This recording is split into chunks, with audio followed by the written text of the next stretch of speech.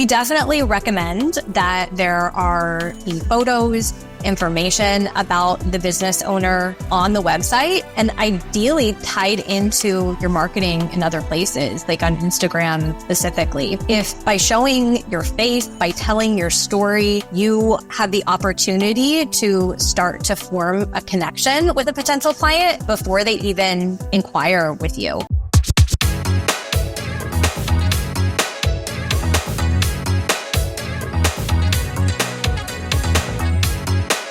Welcome to the Venue RX. On this show, we document and share best practices around owning, operating, and managing world-class wedding venues.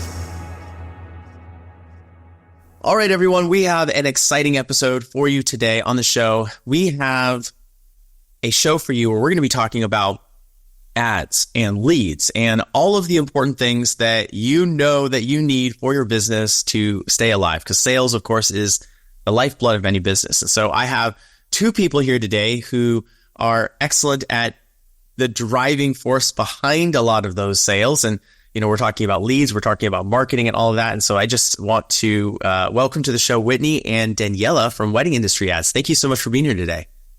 Thank you for having us. We're really excited to be here. Well, thanks so much, Jonathan. We are pumped to talk to the two of you. And I mean, I think that, I'm even interested after this and maybe talking about becoming a client, because, you know, what you do with ads, what you do with the marketing side of things is so important, especially in today's really competitive landscape. And before we get into all of that, because I know, I'm excited to just ask you the questions, even selfishly, right? I think that the audience will get a lot of value from it, but I'm curious, could you give me a little bit of each of your personal and professional backgrounds leading up to kind of combining forces and, putting this business together and what you both do today? Absolutely. So I'll jump in and get started. I was in the wedding and events industry in the Austin, Texas area for about 12 years. So in college, I was an intern at a beautiful, historic downtown wedding venue. Shout out to the Allen House. And I was there for a few years. I moved up the ranks from intern to assistant manager to then manager right out of college. So that was my start in the wedding industry. I loved weddings and events, working with the couples, working with the other vendors though too, and really kind of forming those relationships and strategic partnerships. From there, I then was a catering sales manager at a wedding venue on Lake Travis. And then after that, I moved into kind of more of the corporate hotel world, where I was not only doing weddings, but golf tournaments, social events, galas, corporate meetings, a little bit of everything. I was the senior catering sales manager at Barton Creek Country Club and Barton Creek Resort. That's where I spent the longest time of my career. And then prior to COVID, I was the director of catering sales at the Fairmont Hotel in downtown Austin, which is connected to Convention Center, largest hotel in Austin. So I've had kind of a wide variety of working at events in a variety of different venues, but weddings are something that I've always loved. COVID was a game changer. It changed absolutely everything. It forced me to stay at home, really, and reassess where I was with things. I had a young daughter at the time, and I realized in a lot of ways what I was missing out on. And it was the opportunity for me to really do some soul searching about what I actually wanted in terms of a career. And there were some realizations that I had been kind of like down a path that I wasn't actually leading. And it was time for me to take control and get into the driver's seat. Figured out that I wanted to work for myself. I wanted to be able to work from home, that I loved digital marketing, and that there were huge opportunities in the world of Facebook ads in particular, in the online space. And that's how Daniela and I met back in 2020. I want to circle back to the opportunity piece on that. But Daniela, I'm curious, where does your story intersect with Whitney's? Of course. Yeah. So I'm actually newer to the wedding industry from as the two of us came together. My background is a little different. My story starts probably, where to begin? My degree is in fine arts. So I come from a creative background, a creative home. And my initial career out of school was a transactional real estate law firm job. So similarly to Whitney, I started at the bottom. I worked my way up. I was managing that law firm by the time I ended my career, and had a huge realization that this is not where I want to be. I want to be someplace where I can be more creative, where I can solve problems for real people, and where I feel a little more connected to the clients that I'm serving and not just a cog in the wheel, right? So through that, and this kind of brings us closer to 2020, but not quite, I started stepping into entrepreneurship as a way to create some more freedom for myself and a way to lean into that creative side of what it was I was trying to do. Funny enough, the first business that I started was a bookkeeping business. So I was serving local businesses, helping them with their finances because it was a huge need. And one thing led to another. My clients would start asking for help with their websites, for help with Google. And it was very easy for me. And when I think about, the fees that I quoted these early clients on website builds, I want to kick myself. But it was great experience for me to kind of get started and to see, oh, this is something that not only people desperately need help with, but it's fun for me. And it's I think when I discovered the world of advertising and in particular Facebook ads, that's when I saw this beautiful marriage between the data and the creative problem solving. So it's still very numbers driven. It still leads into sort of the experience that I have built in terms of business management, thinking about the bigger picture. How does the marketing integrate with the other aspects of the business in terms of budget, capacity, return on investment? We're looking at numbers and we're using that information and the story that the numbers are telling us to make decisions. But then we're solving those problems with creative opportunities where we're then looking into how can we tell this story better so that people understand and they don't get stuck at these different touch points. How can we connect better with our potential leads and clients and really turn that into a working relationship? And so then that sort of leads us to really investing deeper into the ads training to make sure that I was well-rounded enough to be able to really serve my clients to the fullest capacity, because we know these advertising platforms, there's only so much that you can DIY. It's great to be able to start off in a DIY capacity, but it's complex and it's really easy also. Just as easy as it is to set up a successful ad, it's really easy to set up one that is not going to give you the results that you're looking for. So we wanted to make sure that we had that foundation in place in terms of the actual skill set and being able to build on that. And Whitney and I connected immediately. And that's when we really realized that we loved working together and that we had very complementing personalities, and everything else sort of evolved pretty organically from there. If you don't mind me asking, where did you meet, or how did you meet? We met in an online mentorship group where we were learning how to, first of all, run Facebook and Instagram ads, but beyond that, how to build an online agency, primarily serving online business owners, course creators, coaches. So primarily our work in our first few years together was serving that online space. And then we happened to get a lead who was a wedding venue. And then that's when it was like this light bulb moment for us of, okay, for me in particular, okay, I can marry my path with what I'm currently doing. And this is an industry that needs help. Yeah. And let's talk about creating an ads agency specific to the wedding industry. And so from there, it was a slow kind of side project for a while. It's something that we wanted to do with a lot of intentionality. And now it's really blossoming and just a very exciting time of growth for us. Very neat. Very neat. In both of your stories, something that struck me was the way that you kind of found this most recent evolution of who you are professionally, right? You found it as an amalgamation between, on one side, Daniela, you were saying, it was interesting. You said, I'm creative.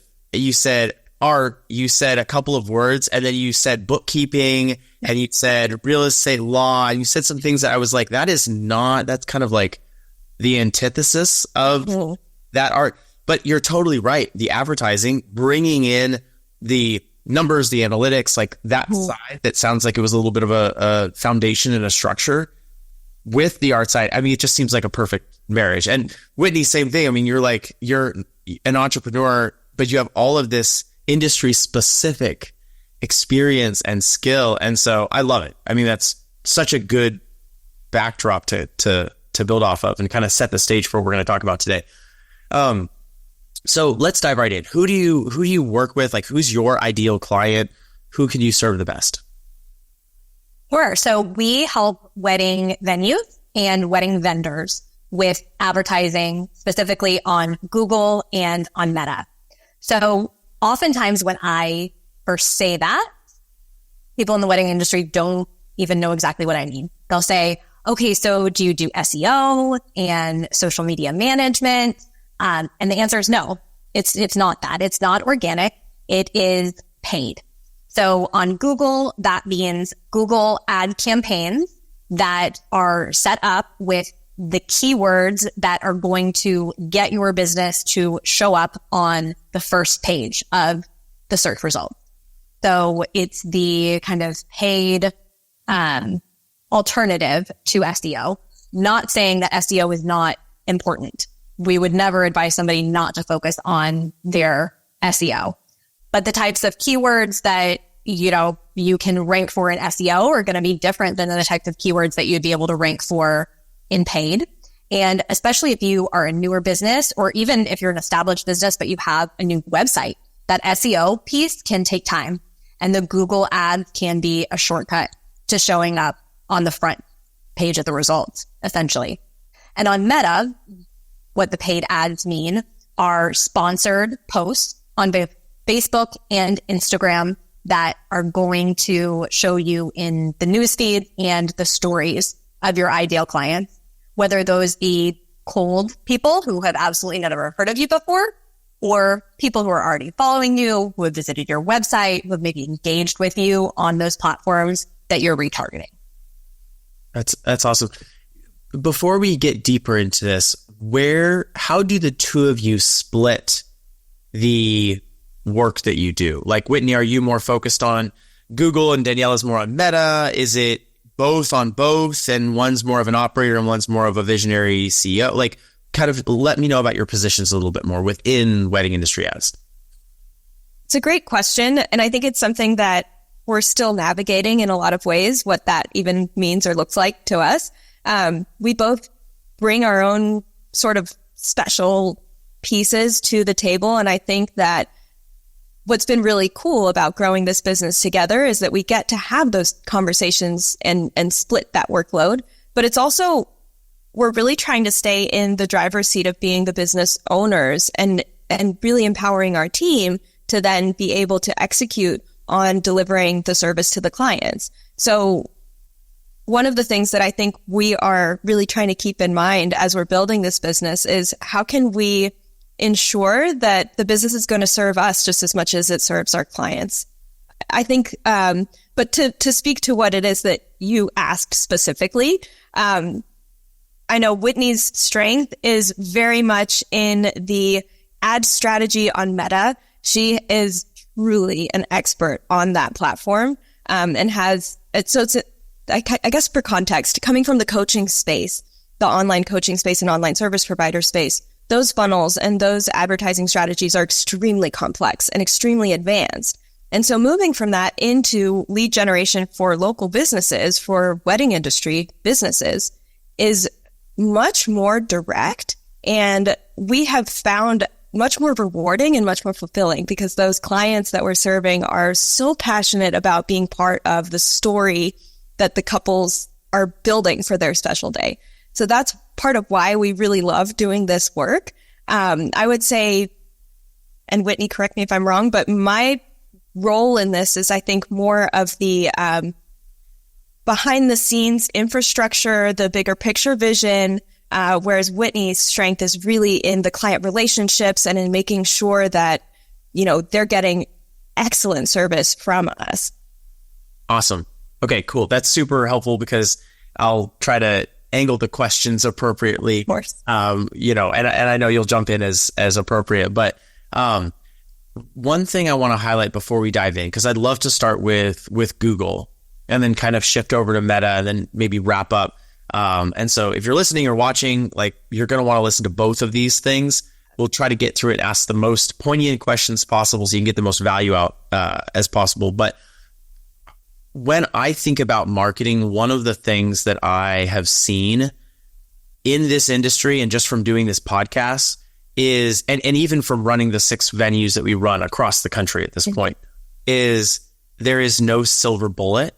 There are certainly things that are more effective, but, I want to kind of get this out of the gate right away. If it's going to be something that is in your mind at all when you're listening or watching this, we may be talking about, and ladies, correct me if I'm taking this the wrong way at all, but using Meta, using Google, using online directories, using SEO, right? Using any of the different things, any of the different strategies. Some may work better for you in some markets than others. Like some you might perform better on one place versus another. And so it's not about listening to this podcast or any one of my other podcasts or either the two of you on anything and saying, this is the only thing that I'm ever going to do. But like, take it and say, okay, what makes sense for me in my position? Does that resonate with your experience on these 2 platforms? Give me your take on that a little bit. Absolutely. So while we focus primarily and the services that we provide are in advertising, we find ourselves consulting on a lot more than just that. How do the ads fit into the rest of your marketing? How does this also serve your business goals, your long-term vision, but also your short-term goals? And also taking into consideration, well, where are you now? What is the current context that we're working within? All of these different factors are going to affect what is the right strategy for you and what is the better starting point for you as an individual. Every business is unique. Even if you're in the same industry, even if you're serving, like giving or providing similar services, the business owner has their own personality, their own sort of set of circumstances, and maybe their own limitations too. And so making sure that whatever strategy we bring to a client is really going to support them and support their unique business by taking all of those things into consideration. Hey there, thanks so much for watching or listening. I wanted to take a moment and share about Common Sense Events. Common Sense Events is my company that professionally manages and operates venues all across the United States, and we're looking to work with a couple more venues this year. If you own a venue in Tennessee, Alabama, Georgia, Texas, North Carolina, we are looking to work with you. Our company comes in and takes care of the marketing, the sales, the operations. We hire all of the employees, we manage all the employees, and primarily our agreements are based off of revenue share models. So it's a very affordable way to have your venue professionally managed. And this is especially good if you're thinking about retiring, selling your venue, but maybe you don't want to sell the land, or you're looking for another management option than you currently have in place. If you're interested in this, please reach out by email at venues@cseventservices.com, or you can also click the link in the description of this video or podcast. We'd love to hear from you and look forward to seeing if there's a way for us to serve you. And when you say things, is that stuff like, location, budget, what are maybe some of those other variables? Yeah, when we're looking specifically at, Google and Meta ads as the service, we definitely want to talk about budget. We want to make sure that we're paying attention to, where are your current marketing efforts already being put? Do you have a really robust website that shares everything that a potential client would need to know before they can hire you? Maybe Google's a better route for you than if you are, maybe you're not super active on social media. Whereas if somebody is very active on social media and they're already utilizing that platform, there's a big opportunity there to make that content that you're already creating go further by putting some budget behind it in strategic campaigns so that you can use that content that you're creating to attract new people to your audience, to nurture the ones who, let's be honest, not everybody is seeing the content that you're posting. So how can you make sure that the right people are seeing it at the right time and that there's a really clear invitation to then move people off of the app? Because I always say that business doesn't actually take place on Instagram. Those conversations are when you move them off the app, then they submit your inquiry form. Then you're, in a phone conversation or email or even text these days. So I think those are some of the first things that we would look at is what is the existing marketing presence? But then the other questions would be, what is your capacity? What goals are you working towards? Are you building this business? Are you building this business to sell it? Or are you wanting to get into ads just to fill your calendar and fill the booking slots that you have available? Some clients are really happy having 1 or 2 weddings a month, whereas other clients are looking for a lot more than that. And so we want to make sure also that the strategy is going to meet you where you're at as the business owner as well. You mentioned, Jonathan, that there's not one silver bullet, and we wholeheartedly agree. What we say all of the time is that ads do not work in isolation.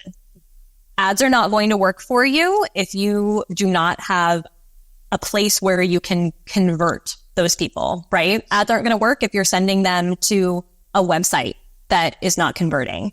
Ads aren't going to work if you don't understand who your ideal client is and how to speak to them. If your messaging is not dialed in, then your ads are not going to resonate with people. But we also understand too, the role that organic plays with the paid, right? Whatever you are doing marketing wise. And I don't think any business owner is just going down one avenue, right? There are several different things at play. You have to be able to look at those things in isolation, but you do also have to be able to look at those things holistically as a complete system that works together. Like I said, ads don't work in isolation, right? Somebody may organically find your website, but not be ready to take action at that point. And that's potentially where meta retargeting ads can come into play. Somebody may find you on a directory listing and again, visit your website, not be ready to take action, but they search again and they find you in a Google search result. So it's important to be able to look at your attributions, to be able to understand your cost per lead from different platforms. But it's also important to keep in mind too, that other factors can be playing into what you are seeing in terms of those particular attributions. That makes so much sense. Before we jump deeper into Google and Meta, the two different platforms, I'm curious, when someone comes to you, what is an ideal team for them to already have in place to best augment what you bring to the table from an advertising perspective? Great question. So, I think it can be different for every business owner and also different depending upon the level of service that they're looking for from us. We want to make ads as accessible as possible. So we offer ways that you can work with us that are lower barrier entry, where it's more of like a VIP day is what we would call it, where we set everything up for you the right way, show you how we've done that, and give you the tools moving forward to be able to manage it yourself or have a member of your team manage it. And then we're still available to you on more of a consulting sort of level, right? Or we'll work with clients in a full service capacity, completely white glove. We are really doing everything for you in terms of getting everything set up, daily ad checks, monthly reporting, strategy calls as needed. But we are taking the lead in terms of telling a client, these are the different directions that we need to go. This is the strategy. This is what the creatives should look like. I would say an ideal partnership either way is a client who understands what resonates with their ideal client. They already have a beautiful website that we can send traffic to, and it's a website that converts.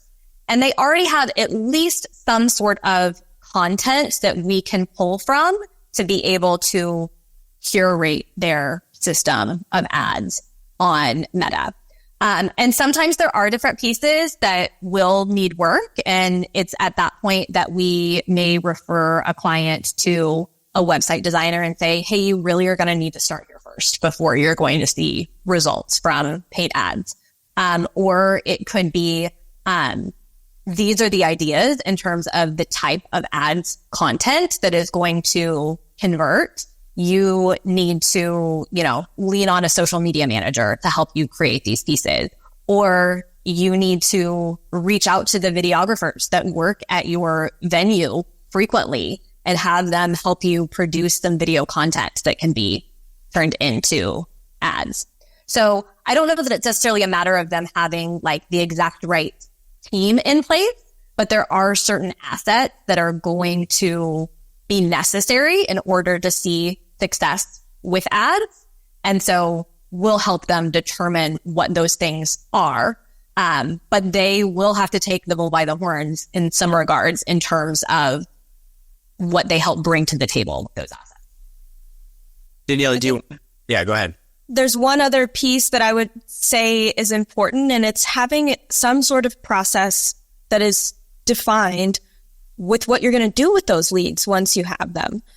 So once you have the leads, how are you nurturing them? How are you turning that into a sales conversation? Is it a clear process where they submit an inquiry form that maybe they receive an automated response that invites them to book a call with you?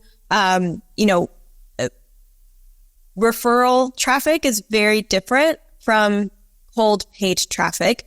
And so you want to make sure that you're building that relationship immediately and that you're doing it with a lot of intention and then making it really easy for those leads to become clients. And so it's a clear process from point A to point B. That would be the only other piece that I would say is really important to have in place. So I have a couple, there's like 9 questions that popped into my head while both talking. But I want to maybe reframe my question, maybe say it back to you and tell me if I heard it correctly. So that you want, like, to begin working with you, if someone wants to work with you, you're going to be really excited if they maybe have someone who's already curating. Maybe it's a social media manager. Maybe it's just someone on their team who's been designated. Maybe it's a venue manager. Maybe it's even a family member, right? If it's a kind of an owner operated type thing, someone who's has all of the content and has a website that converts and has, a good sense of the positioning of the types of clients, like an ideal client avatar, essentially. So my question to you then is, let's say someone listening to this right now is like, yeesh, like I don't have that. Like the pictures are a little everywhere. Maybe it's in a Dropbox somewhere. Maybe we've had a drone video that's beautiful, but it's sitting somewhere on a desktop. Maybe they don't know if the website converts, and maybe they don't really have a very clear picture, or they don't know. They're doubting whether they actually know their right client avatar because maybe they're not getting as many leads as they want to be getting. What's the framework that you go through to help people overcome some of those obstacles to actually make it make sense to start pouring money into ads and not just lighting that money on fire? Sure. Yeah. So when we do an initial sales consultation with someone, we are doing some research on our end, right? And we're vetting the client just as much as they are vetting us. We would not want to bring on a new client who we don't think is going to be successful with ads. So we would be upfront about that. Now, there may be some clients that will be successful with ads, but there is some more kind of like work to do in terms of tightening up some of those different pieces, right? Or curating some of the content or producing some of the content. It's at that point that we go into a really in-depth onboarding month with the client. And we'll ask some pretty deep questions to help us make sure that we understand who their ideal client is. But in turn, it oftentimes helps the business owner come to some of those realizations as well. And then from there, that's when we use really kind of all of the messaging and positioning information that we've gotten from the client, all of their best pieces of content to put together an ad strategy and start testing. We are really not going to know what is going to work until we try. But once we start trying, that's when we're able to see the data and make data-driven decisions, right? So we might see that on the front end, the ads are performing fabulously. People are clicking through, people are getting to the website. But when they're getting to the website, for some reason, they're not taking the next step. Okay, why is that? Why aren't they taking the next step? Do you need to make it easier to see your contact form? Do you need to make some tweaks to the copy on the website? Is your website maybe not quite as optimized for mobile as it is on desktop? Those are all of the different things kind of outside of the ads themselves that we'll be consulting with the client on and giving them guidance based on what we're seeing in terms of the data. That makes a lot of sense. What are some of those questions that you ask to determine? Because I mean, someone listening to this right now might be wanting to jot those down and kind of get a jump start on coming to you. Maybe they end up filling out a wanting to talk to you. And now it's like them coming to you with a clear idea of what? Obviously we say client avatar, but what are some of those other questions that you're asking that are getting them to think? Trying to think off the top of my head. I know I put you on the spot. Let's see. I would say it's things like, what are the most common questions you are getting from your, potential leads who turn into clients? What are the words that you are hearing them say as they describe their wedding day? What are the things that they are asking you for? What are the most important things to them when it comes to their wedding day? And then from there, I mean, we're also talking about geographically, where are these people located? It could be, how old are they? What are their values as, a couple? Where did they go to school? There are so many different things that we can pull in and then utilize to tap into Meta's really super sophisticated, in-depth, detailed targeting to make sure that we're getting things in front of really the right people. But it's not just about the targeting. Even more important than the targeting is the actual messaging of the ad copy and the creatives to make sure that it's speaking to the right person. Yeah, just to add on to that, I would say one of the most common mistakes that we see is that people want to please everybody and they want to be very broad in terms of who they can serve or who they want to help. It's anybody who's getting married soon, I can serve them. But the reality is that the more specialized that you can start off with, and in terms of how you represent yourself as a brand and as a service provider, the deeper that you're going to be able to make connections with those people who are going to become not only clients, but then amazing referral sources, great reviews and testimonials, the people who really become your biggest cheerleaders and supporters outside of just the work that you get to do with them. So really leading with your story, your core values, and getting more specific on not just, we can help any couple. I mean, that may be true, but who would be the dream person? Who have you had the best experiences with in the past? What are some of the things that all of your favorite clients have in common? That's a really good way to kind of start honing in on really who you are best suited to serve. I like what you said, Daniela. And it's not just about who the ideal client is.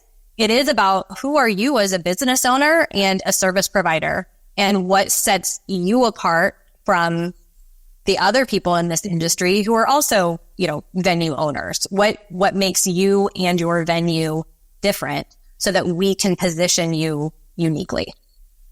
This is a total tangent from this because I think it goes different, but I want to come right back around to Google Ads here in 1 second. But how important do you think personal branding is? Personal branding of like the venue owner, the venue team, and having a presence for that on the website versus just having it be the brand of the venue for people to connect with? We definitely recommend that there are team photos, information about the business owner on the website, and ideally tied into, your marketing in other places, like on Instagram specifically. If by showing your face, by telling your story, you have the opportunity to start to form a connection with a potential client before they even inquire with you. So for the venue owners that are open to it, we love it when they are showing up as themselves, right? They use their own voices in, voiceovers for ad creatives. They are going face to cam in stories and talking about, behind the scenes stuff that's going on with the weddings, answering frequently asked questions, anything like that can really kind of help form that connection prior to somebody actually entering your sales funnel is really, really powerful. And so that can be the business owner, or it can be, the venue manager, or, maybe whoever is going to be the person that is actually the first touch point, the first point of contact in terms of the sales process. I think you'll find that once that groundwork has been laid to where, you're starting a sales conversation with somebody, but they already know your name, they already know your face, they've already heard your voice, there's a deeper, different level of connection than somebody who's just meeting you for the first time. Cool. Hey there, friends. Jonathan here, and I wanted to share about Common Sense Events Management Services. Common Sense Events is my company. We professionally manage and operate venues all across the United States, and we would love to have the opportunity to chat about your venue if management would be the right solution for you. This is a great opportunity for people who are looking to maybe get out of the industry, or maybe they want to keep their property, but they don't want to sell it, but they still want to make money from it. Our team comes in and we do everything from the marketing, the sales, the operations. We hire a local team. We take care of the taxes. We pay them. We keep them accountable. We take care of all the management. We do all the sales process. We do all the operations, everything from setting up to tearing down tables and chairs, and everything that it takes to run an incredible wedding. The best part about this all, it is not super expensive. We actually have a lot of these agreements set up as management contracts where there's a revenue share. And so it is really a awesome and frequently affordable way to work with an outsourced management company so that your venue stays under your brand name, but you have a custom venue management solution for you so you don't have to be working 80 hours a week. If this sounds appealing to you, please send us a message using the link in the description of this video or podcast. You could also send us an email at venues@cseventservices.com. We would absolutely love to hear from you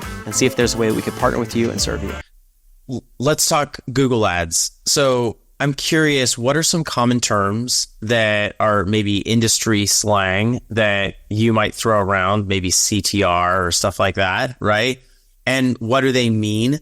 And then I'm curious, tools that you're using or tools that you feel like might be helpful for a venue owner specifically to have in terms of helping them understand where they're at. Maybe not something super complex and deep, but is it Google Analytics? Is it give me some of those things for the audience?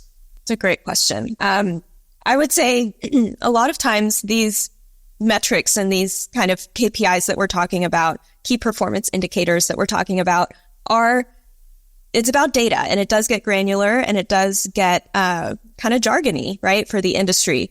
So we can speak a little bit to that, but I would say that as far as an initial starting point, what's really cool about these platforms that are hosting your website already, the analytics exist. A lot of times people just don't look at it. And so, your Instagram account has insights that it shares on native to the platform. Similarly, if your website is built on whatever, Wix, Squarespace, WordPress, maybe you have a beautiful, designed site by a developer. Maybe it's something that you DIY'd. Either way, there is data in that platform, in that hosting platform, that chances are you may not be looking at very closely. So that's where I would start, is just with what you already have. There's already data that's available to you that can give you some insight. What are people commenting on? What's resonating with them? If maybe they hit your landing page, what are they clicking on first from the homepage of your website? Are they clicking over to services, or are they clicking over to the gallery? That can give you some information on, this person is ready to learn more about how to work with me versus this person is looking to be inspired and trying to figure out more if this is the right place, and they're trying to find a little more visual inspiration, right? That's where I would start.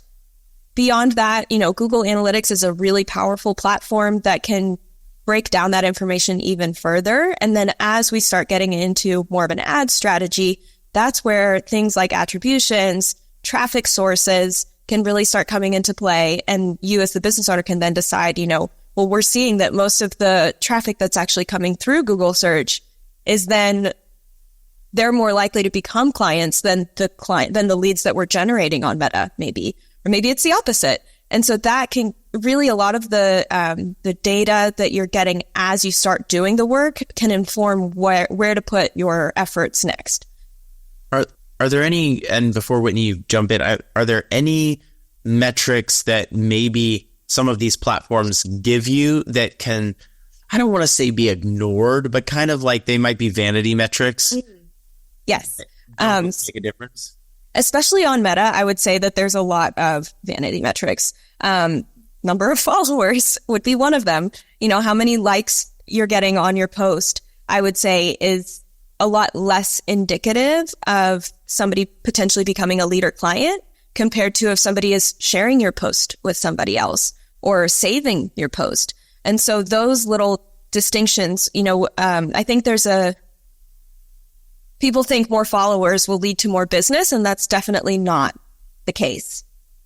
If your post goes viral, you really don't have any control over where that virality is spiraling to and who it is that's even seeing your post. So let's say you have a reel that goes viral, the people who are liking it and saving it might be on the other side of the globe and would never be becoming a client. They just love the aesthetic of the image that you shared, or they're inspired by the message that you have there.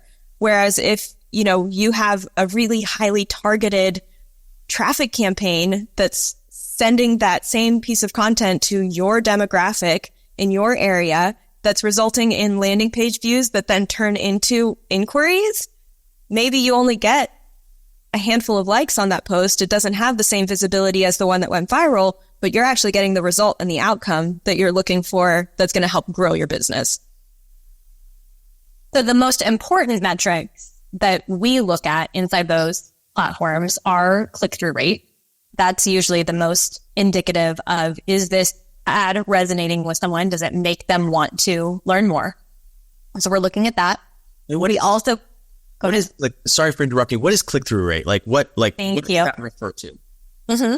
Sure. So the click-through rate would be the percentage of people who are seeing the ad and then taking the next step to follow through, to click.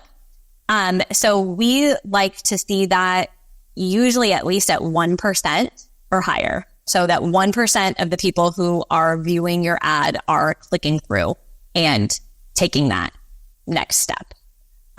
We also look closely at cost per click. Typically, we like that to be somewhere in the range of $1 to $2 per click. But the other metrics, honestly, most of them, you don't need to pay as close attention to, in terms of, cost per impression, cost per engagement, cost per through play, things along those lines. They're not as important when it comes to the actual final result. But then the most important piece, I would say, is what your cost per lead is on both Meta and Google. But business to business, then it's not always the same. And it's not usually, and if you haven't ever run ads before, it's not usually until we start running ads for you that we'll have an idea of what that cost per lead is going to be for you, and then can work towards driving that cost per lead down. I'm curious with Google specifically, is there a budget amount that people should say, okay, I'm going to take $3,000 or $5,000 or what is there? Because if someone has no ad budget, specifically ads, advertising, pay to play, is there an amount of budget? And also, do people need a landing page versus just directing people to the website? I love that question. Two kind of maybe related questions. We're talking about budget. We're talking about landing pages. Yeah.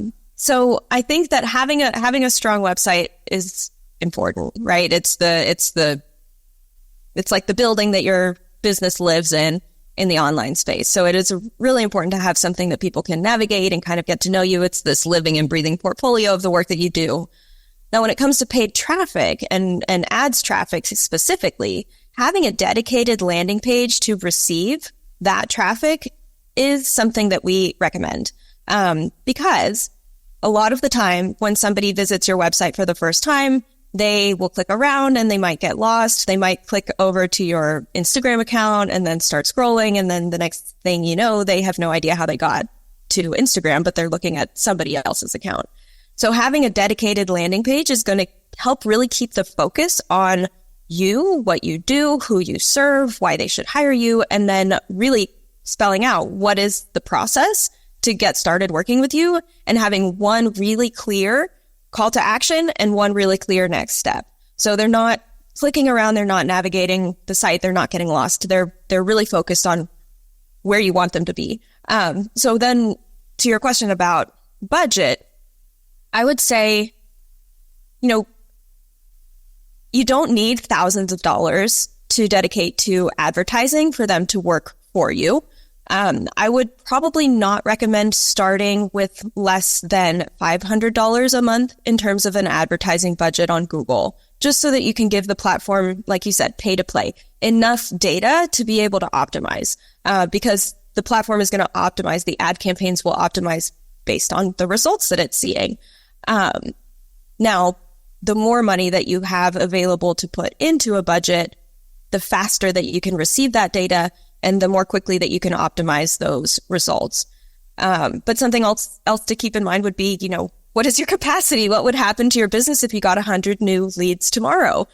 Do you have the infrastructure in place? And so a lot of times we will kind of start with a lower budget and then work with the client to build up and scale once we start seeing the results and seeing how the traffic is, or how those leads are kind of going through their funnel. Whitney, do you have anything that you would want to add to that?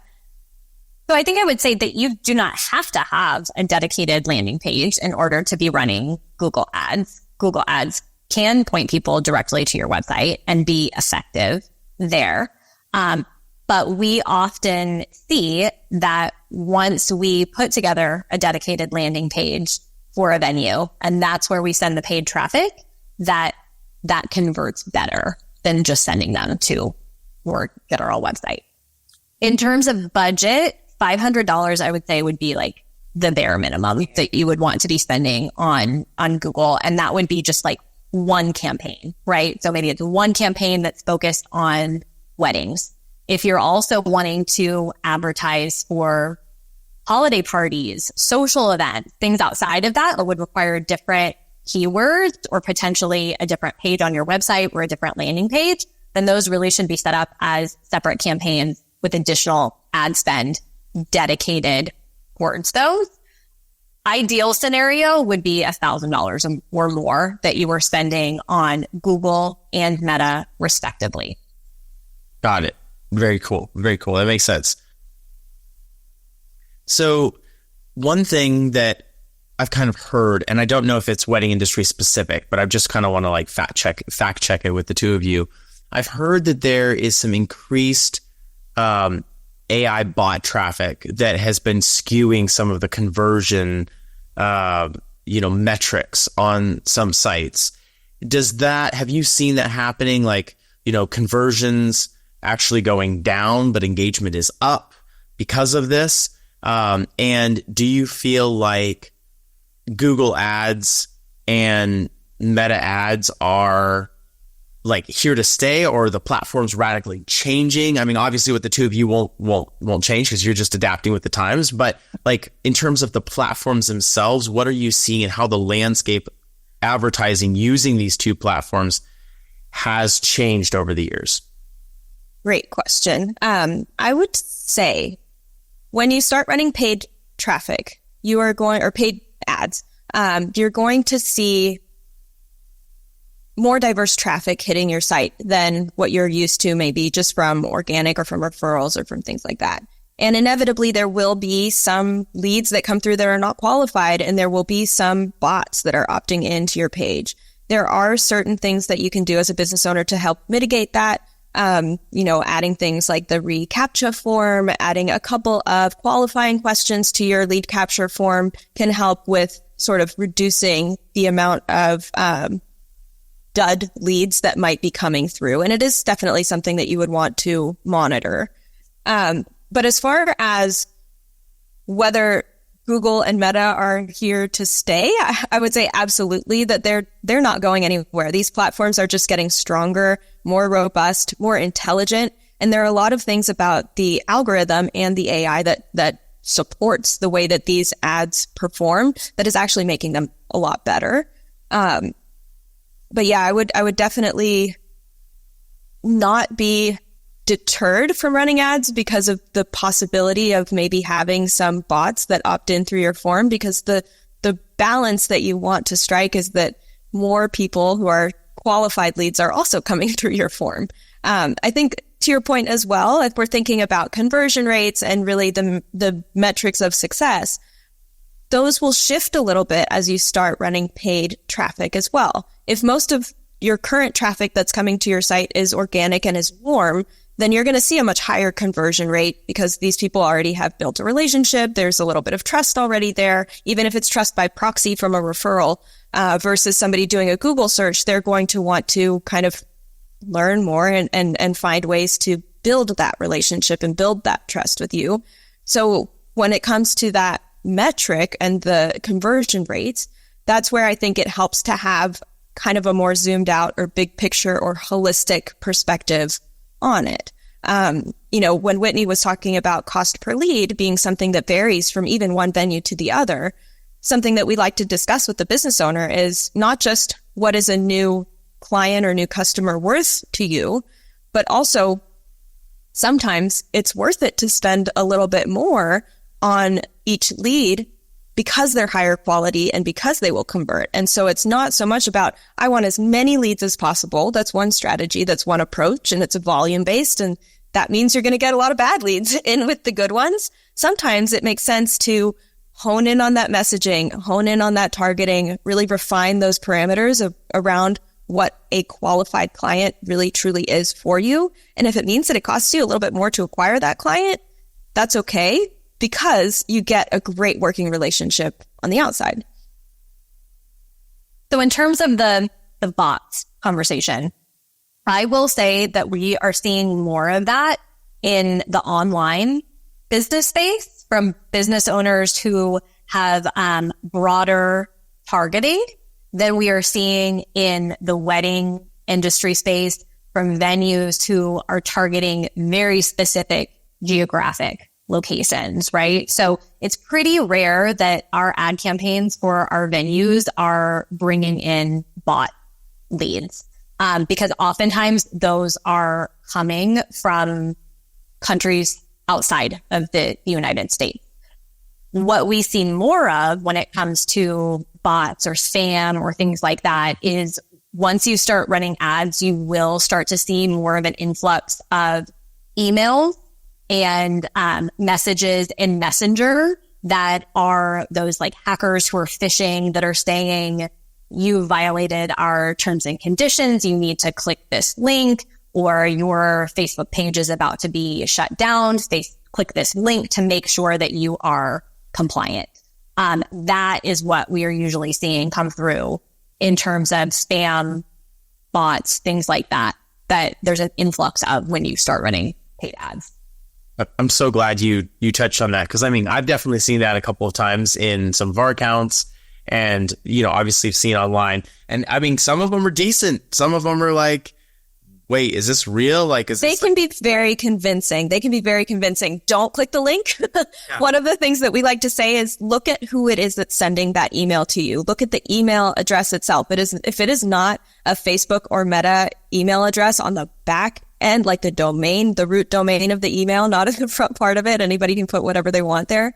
Don't respond. Don't click the links. Don't open the email. I would say the vast majority of the time it's spam. One more question about Google before we switch to Meta, and then we'll wrap up here. I'm wondering, is there, as a wedding venue, you're obviously wanting to rank for wedding venue Alabama, wedding venue Birmingham. Like you want to, I'm sorry, I was using the word rank. You want to show up, and if you want to be shown in that search, right? And so if someone is Googling certain search terms, you want to kind of appear when they search there as a sponsored post or whatever the case is, however you're showing up.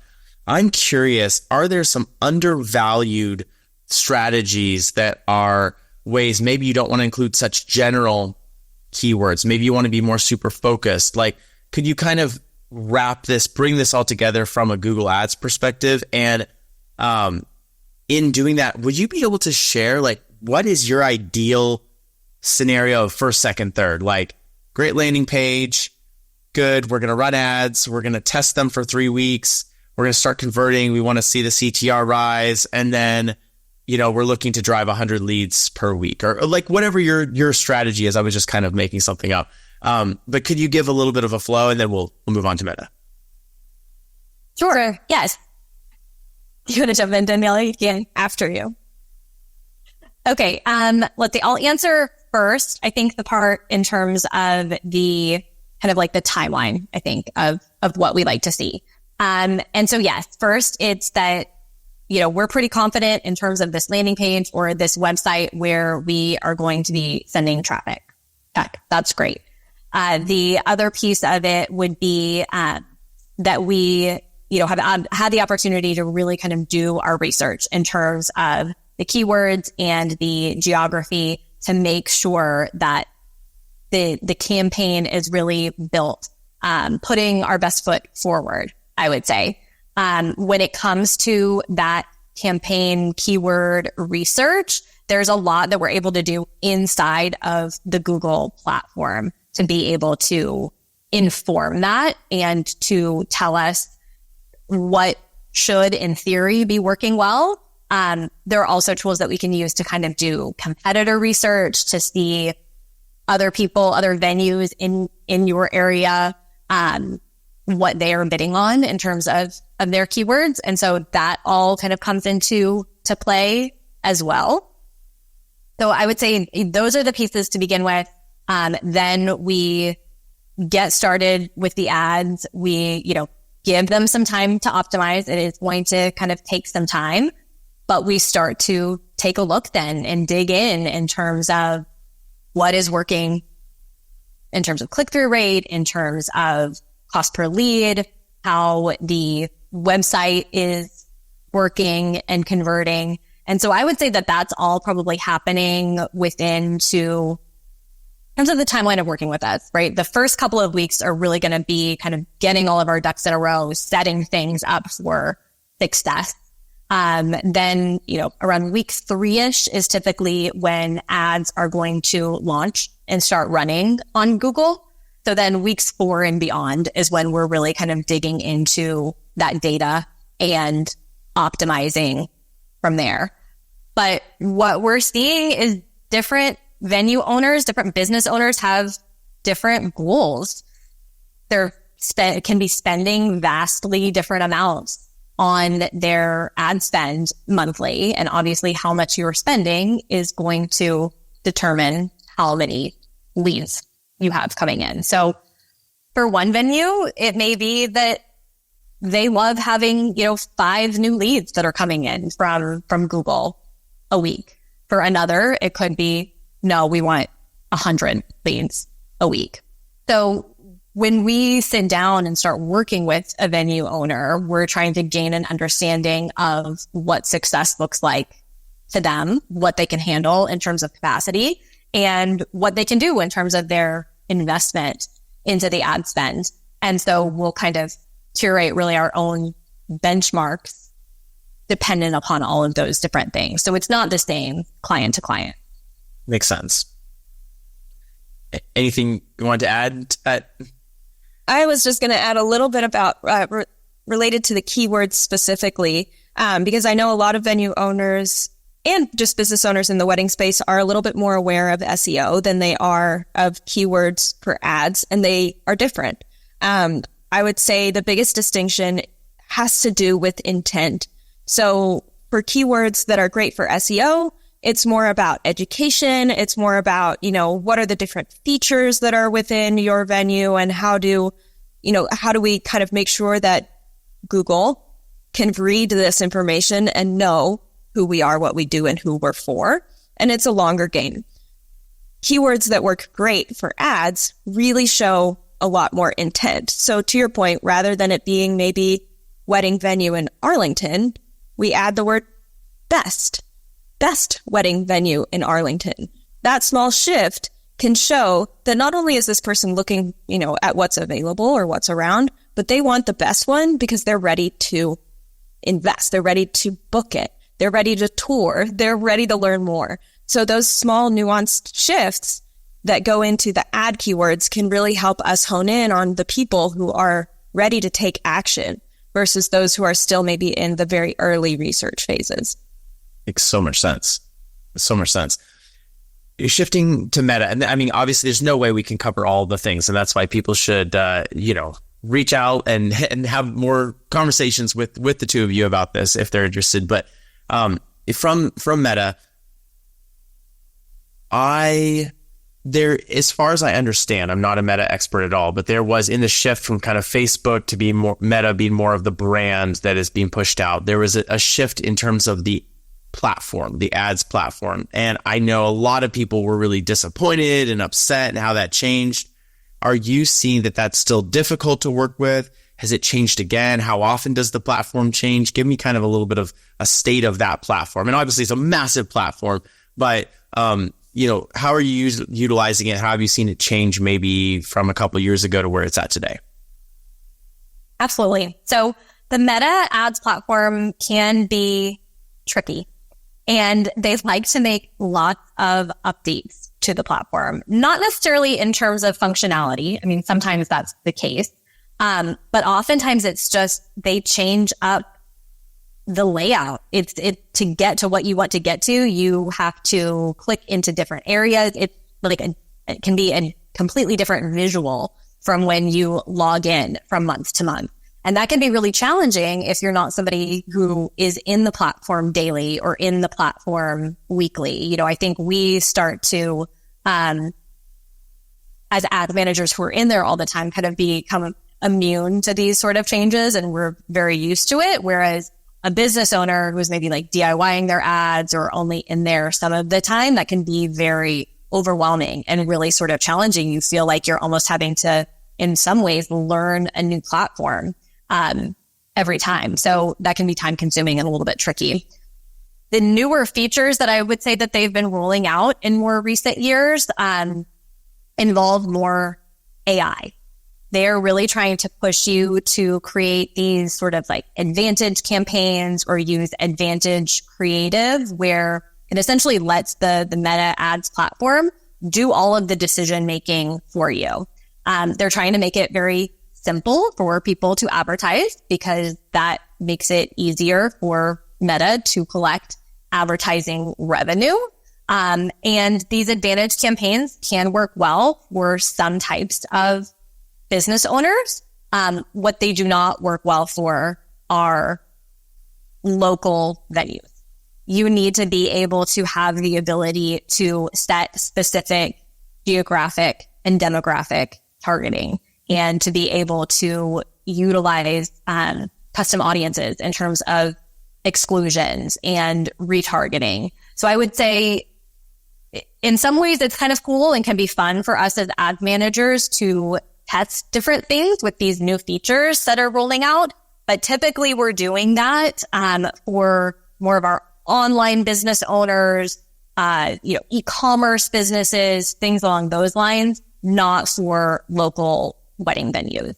For that, that's when it's really important to just set up your campaigns manually, do everything from scratch, so you have complete control of how things are set up, and you have an understanding essentially of what may or may not be working in your campaigns, because you know all of these different parameters. Whereas with the advantage campaigns that are more kind of like focused on the AI, Meta has complete control in terms of how those have been set up, and you don't necessarily know who those ads are reaching. Fair. I've been dying to ask this question. Should people be boosting posts for $5 a day? No, don't do that, especially as a local business. Hard no. And we can talk about why. So I would say the biggest limitation with boosting posts, kind of following up what Whitney was just saying, is that you don't have as much control over who gets to see that post.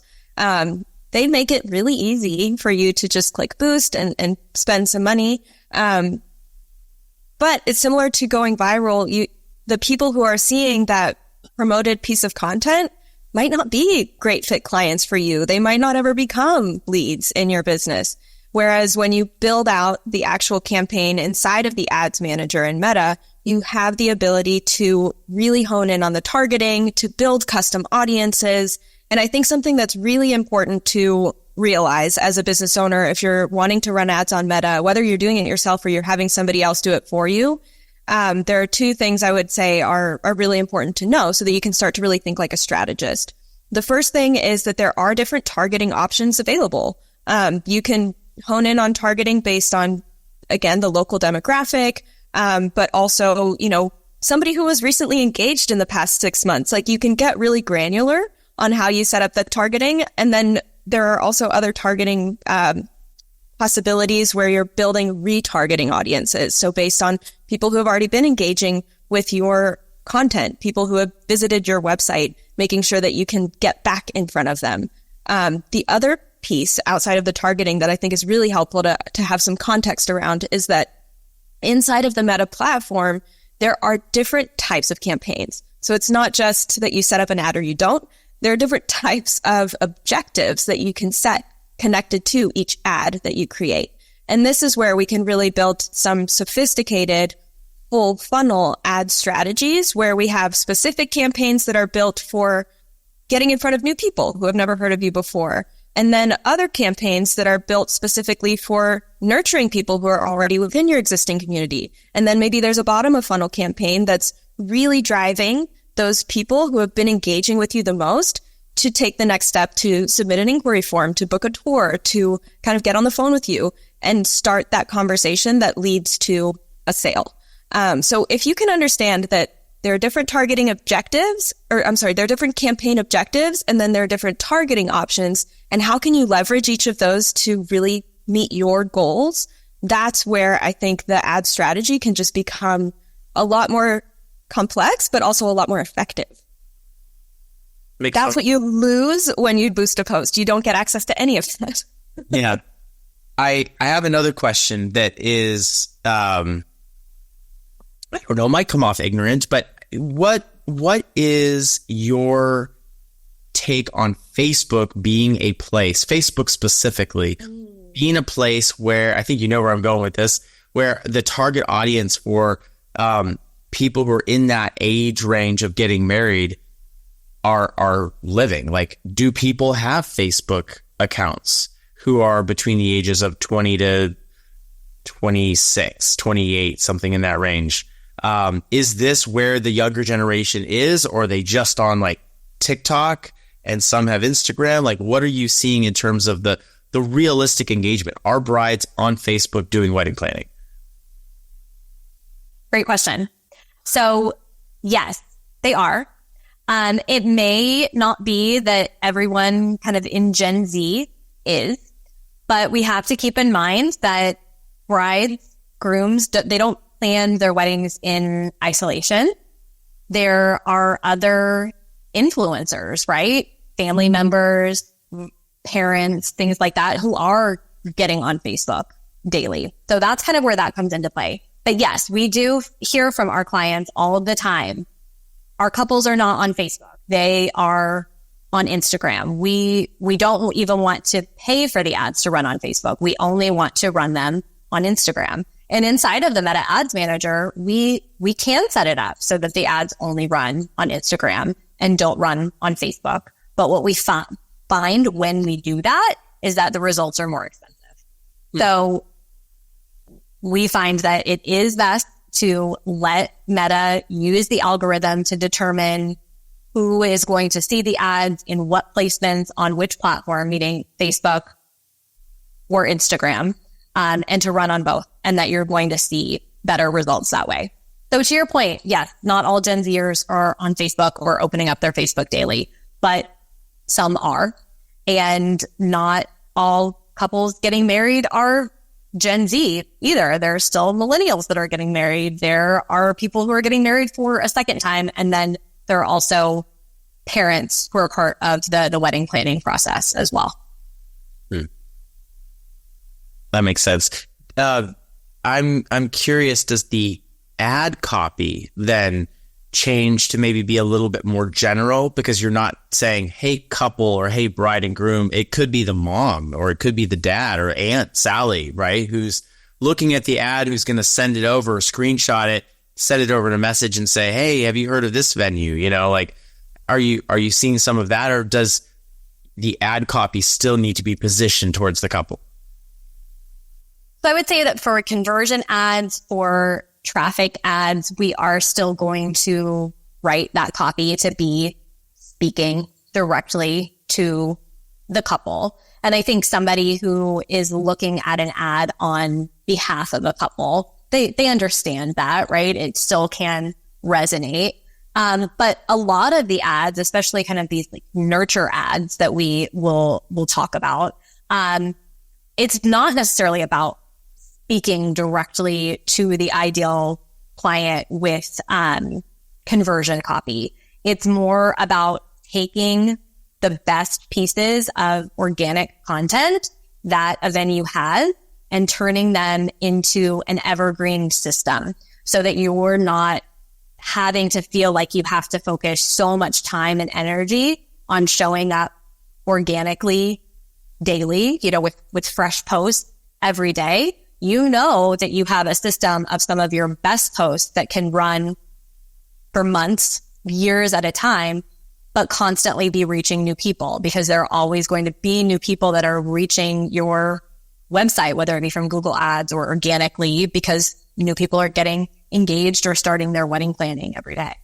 Yeah, that makes so much sense. I love it. Well, we definitely spent longer talking about this than I anticipated, and it's because it's a huge topic, and I've loved it. And, you know, I really appreciate the two of you bringing your expertise to the table and the podcast. And, you know, if there is a place that, you know, you want people to go to reach out, is this, you know, Facebook, Instagram? Is this your website? Like, where should people be reaching out?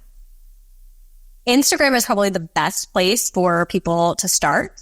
We hang out there quite a bit. I'm in the DMs there daily. You can find us there at Wedding Industry Ads. But from there, you're going to see a lot more, you know, educational content in our posts and a variety of different ways to work with us, whether it be upcoming, you know, educational events or, you know, speaking opportunities where you can see us, whether it's recent podcast interviews like this, where you can learn a whole bunch about advertising on Google and Meta. But of course, you know, links to book a call with us, to visit our website, to book a VIP day. So Instagram for sure. That's the best place. Awesome. Very cool. Well, ladies, thank you so much for coming on. This has been a lot of fun, and I'm really looking forward to everyone hearing it, because leads are on everyone's mind, and driving traffic and ad spend, and what should we be doing? And I know marketing and advertising, different animals, but advertising, people are spending money in this, and they want to make sure that they're not throwing it away. So thank you for coming on the show, and this has been great. Thanks for being here. Thank you so much, Jonathan. We really enjoyed getting to speak to your community. I hope they found some value in it. It was great. We appreciate it so much. Thank you. Thanks so much. Hey there, pardon the interruption. I wanted to take a moment and share with you about WEVA. WEVA is a professional association we started last year for venue owners and operators. It stands for Wedding and Event Venue Association, and it's the first professional association for venue owners and operators, specifically providing resources, education, and networking opportunities for venue owners and operators. Let's face it, owning a venue is very difficult, and if you own or operate a venue, or if you're considering owning or operating a venue, you need resources, networking, and a community that understands and supports you and your goals as you continue to grow your business. WEVA is just that. We've built it to be a support to you as you grow your venue business, and we want you inside of our community. So if this sounds interesting to you, please click on the link in the description in this video or wherever this video is linked, and we would love to welcome you into the community.